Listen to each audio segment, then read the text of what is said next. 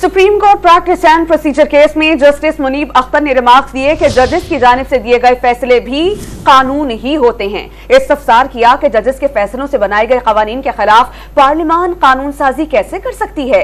क्या पार्लियामान अदालती फैसलों को कानून साजी के जरिए बेअसर भी कर सकती है?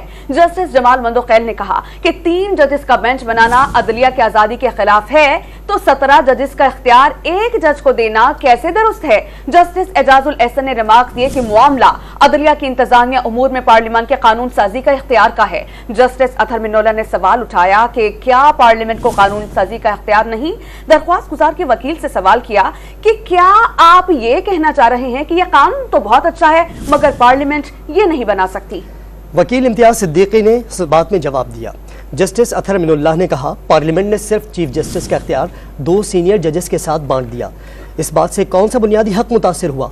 पार्लियामेंट का ये इकदाम तो अदलिया की आज़ादी को मजबूत बनाएगा। जस्टिस मंसूर अली शाह ने रिमार्क्स दिए, चीफ जस्टिस के इख्तियार छेड़ने से अदलिया की आज़ादी खतरे में पड़ने वाली कोई बात नहीं। आइन तस्लीम करता है कि कानून प्रैक्टिस एंड प्रोसीजर के लिए हो सकता है। दरख्वास्त गुजार के वकील इम्तियाज सिद्दीकी ने दलाइल दिए, बिल से सुप्रीम कोर्ट रूल्स की ही खिलाफ वर्जी हो रही है। पार्लियामेंट, एग्जीक्यूटिव और सुप्रीम कोर्ट के रूल्स अलग अलग हैं।